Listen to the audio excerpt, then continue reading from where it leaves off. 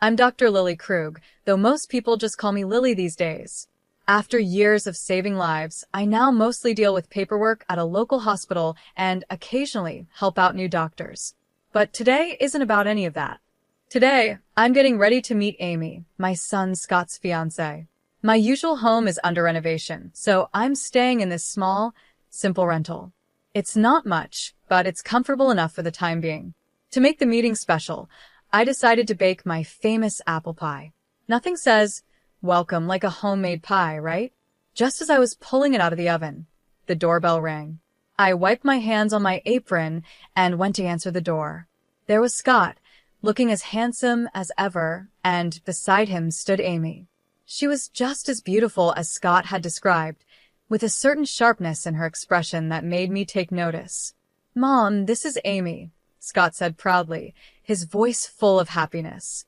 "Nice to meet you, Lily," Amy said, offering her hand, though it felt a bit stiff when I shook it. "Come in, I hope you're hungry." "The pie just came out of the oven," I said with a smile, stepping aside to let them enter. Amy walked in and immediately started looking around the living room and kitchen.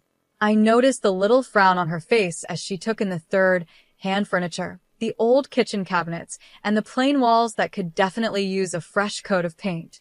"It's cozy," she said at last, with a polite smile that didn't quite reach her eyes. "So, Lily, Scott tells me you work at the hospital.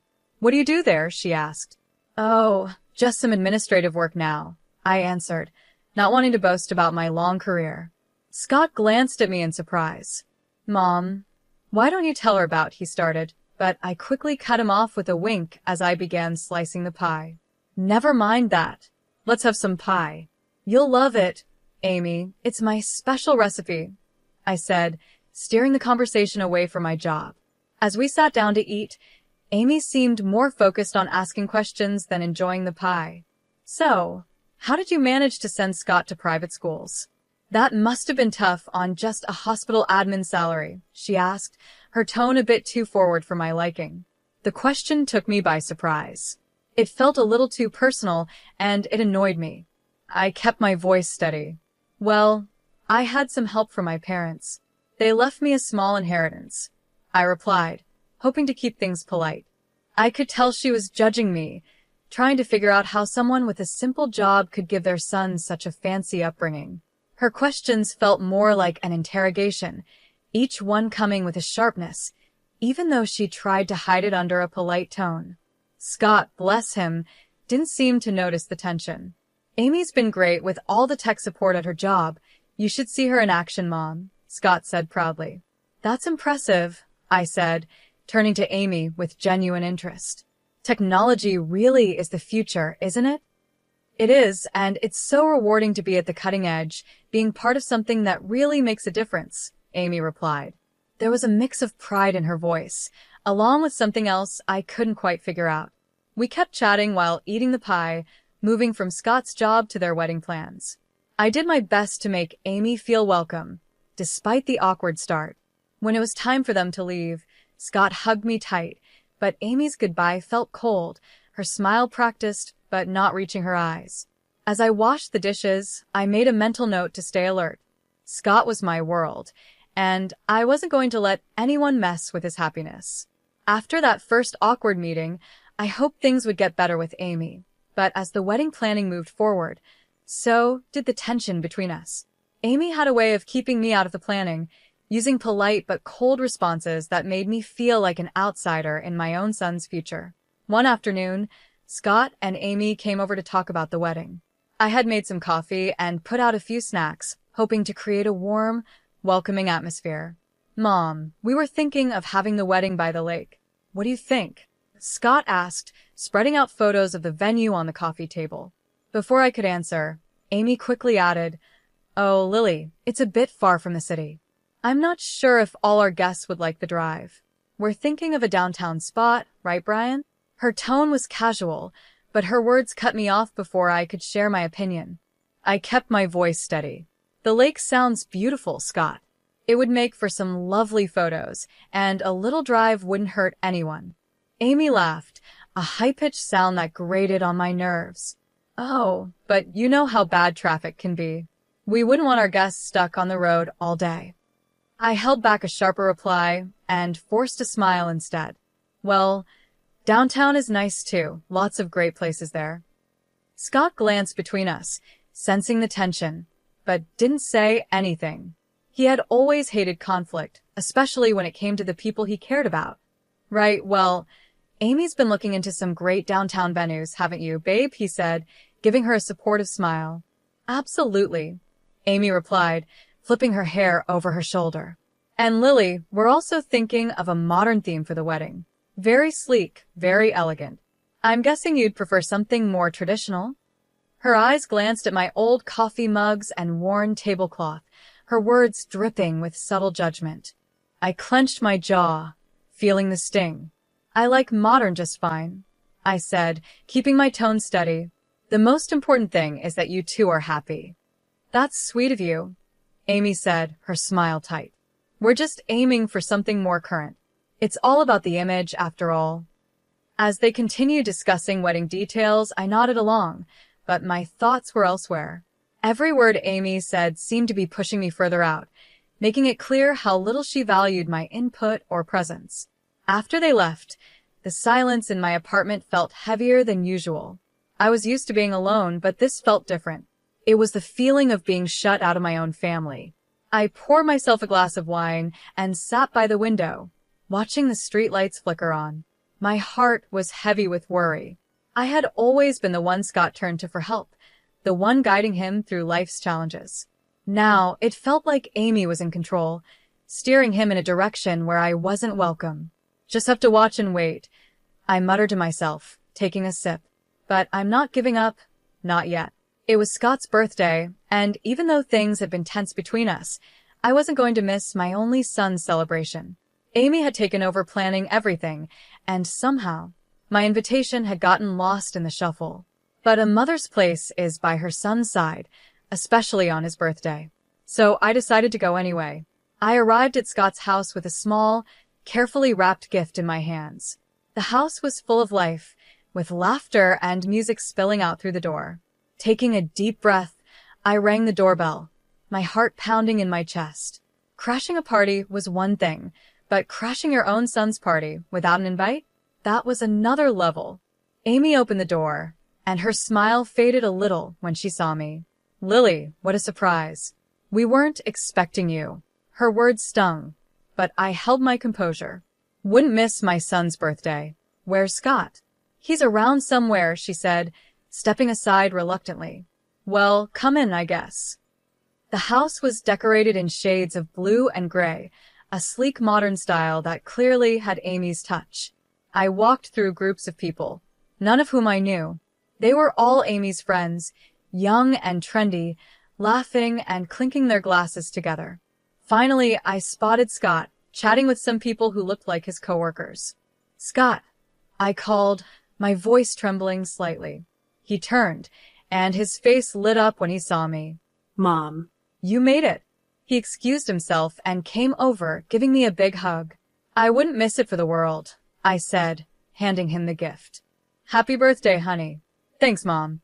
I'm so glad you're here. He looked genuinely happy, but there was a bit of confusion in his eyes, like he was wondering why I'd say that. Just then, Amy appeared beside us, her smile tight. Scott, your friends were asking about you, she said, then turned to me. Can I get you a drink, Lily? No thanks, I'm fine, I replied, feeling out of place as she maintained her polite but distant attitude. As the evening went on, I tried to mingle, but Amy's friends were a close-knit group.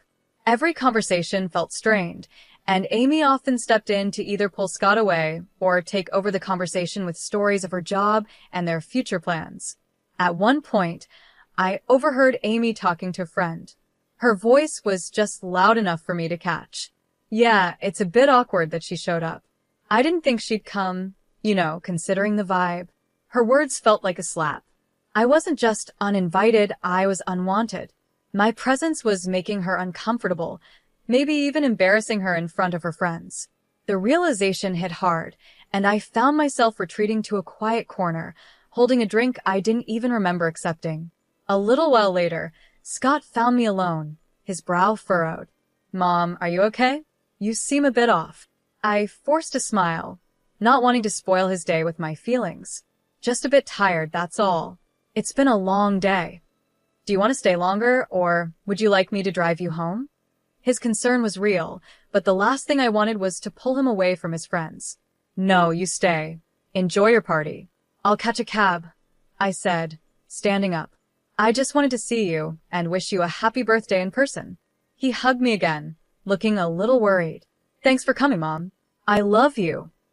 I love you too, honey, I said, holding back the sadness as I left the party. I love you too, baby. Always. With that, I slipped out the door, the sound of laughter echoing behind me as it closed. The night air was cold, but it was a relief compared to the warmth of a party where I felt like an outsider. The next morning, just one day before Scott's wedding, I was in my kitchen, the soft hum of the refrigerator the only noise in the quiet room. Then, I heard a knock at the door. Expecting it to be a delivery, I wiped my hands on my apron and went to answer it. To my surprise, it was Amy, standing there alone, her face serious, which didn't seem like a good sign. Amy, what brings you here this early? I asked, keeping my voice polite. Without waiting for an invitation, she stepped inside, her eyes quickly scanning my modest rented apartment, her disapproval barely hidden. Lily, I'll get straight to the point. I'm here to make things easier for everyone. I have a proposal for you, she said. Oh, I replied, my curiosity piqued, though I could feel a chill running through me. She pulled an envelope from her sleek, oversized purse and held it out to me. I'm offering you $3,000 to not come to the wedding tomorrow. We think it's for the best. I stared at her, not because I was shocked by the offer, but because she actually thought this was acceptable. And why would you think I'd agree to that? I asked. Her lips tightened into a frown. Let's be real, Lily. Your presence doesn't really fit with the kind of event we're planning. You know, with all the important guests we're expecting. My hands clenched at my sides, but I knew I had to play this smart.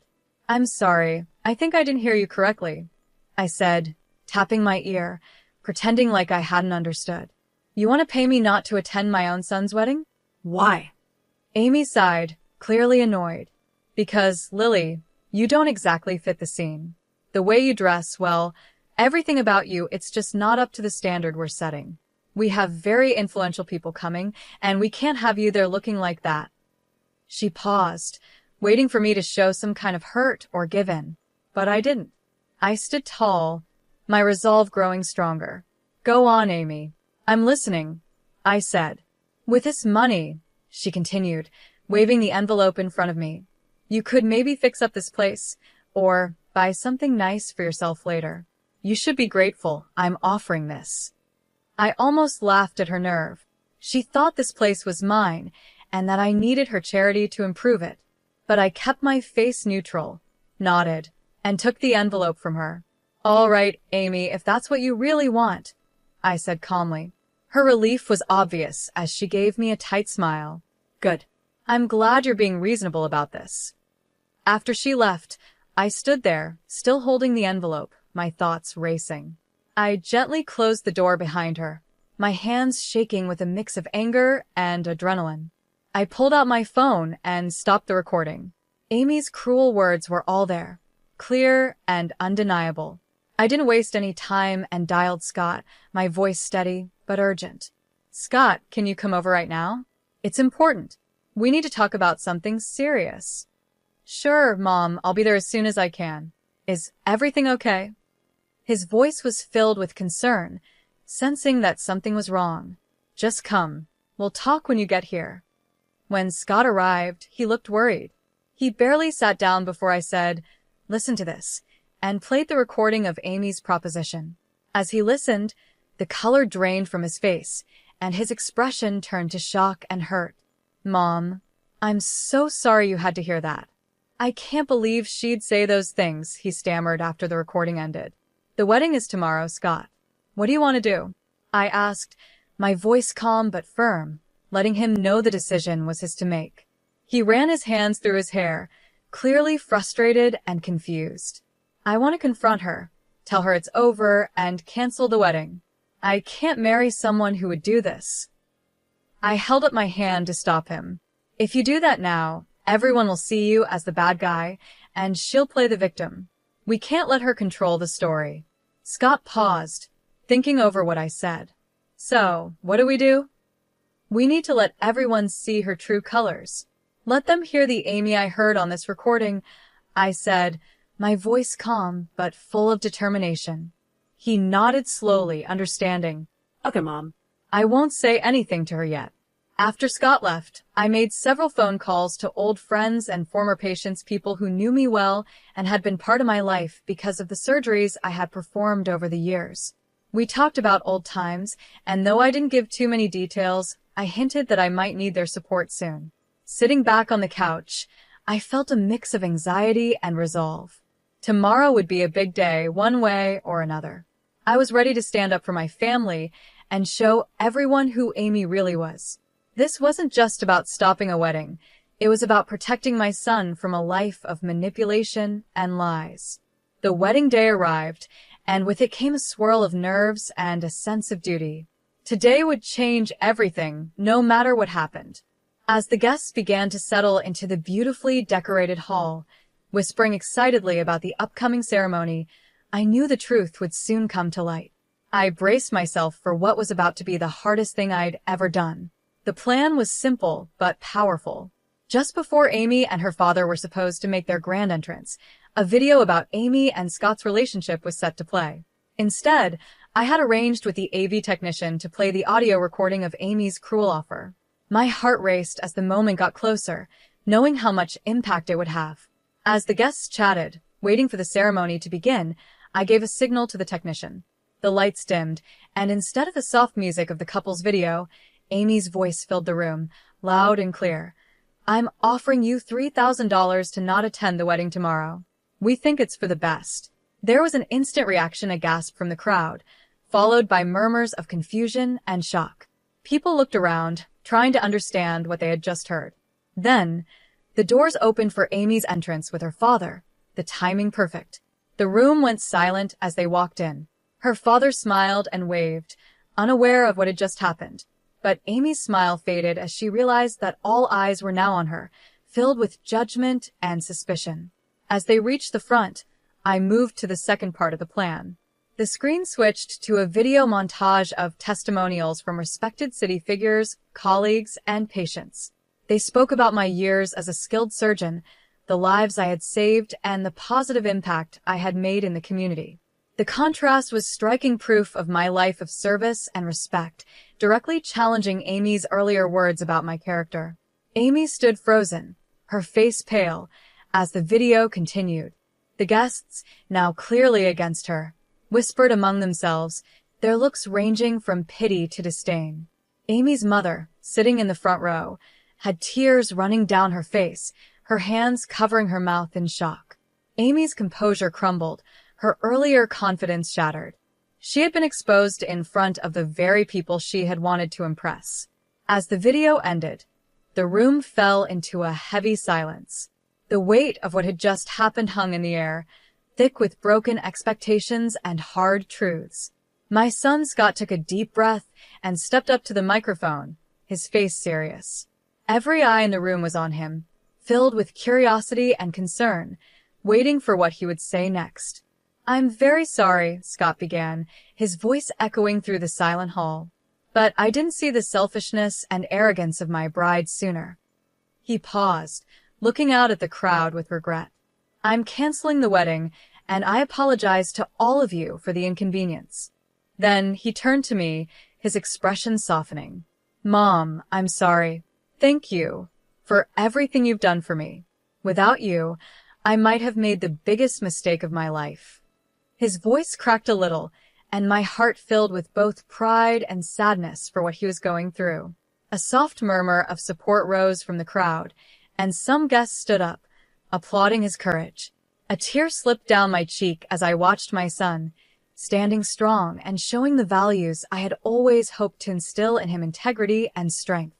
At that moment, Amy, who had been standing off to the side, broke down in tears. I didn't know about your mother's background, she sobbed, her voice desperate. This changes everything. Please, Scott, can we just talk about this? But Scott shook his head, his decision firm. There's nothing left to talk about, Amy. It's over. Even her parents looked at her with shock and disappointment, clearly stunned by her actions. They, too, seemed caught in the uncomfortable position of seeing their daughter's mistakes laid bare in front of everyone. Frustrated and embarrassed, Amy's emotions boiled over. This is all your fault, she yelled at me, pointing a trembling finger in my direction. Her voice was raw with anger. You've ruined everything. With those final words, she ran out of the hall, her sobs echoing behind her as the door slammed shut. The room was left in silence, everyone processing the unexpected drama. I moved to Scott's side, putting my arm around him. You did the right thing, I whispered, feeling the weight of the day pressing down on both of us. He nodded, wrapping his arm around my shoulders. Thanks, Mom. I couldn't have gotten through this without you.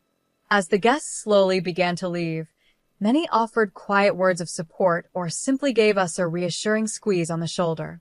I felt a mix of relief and deep sadness.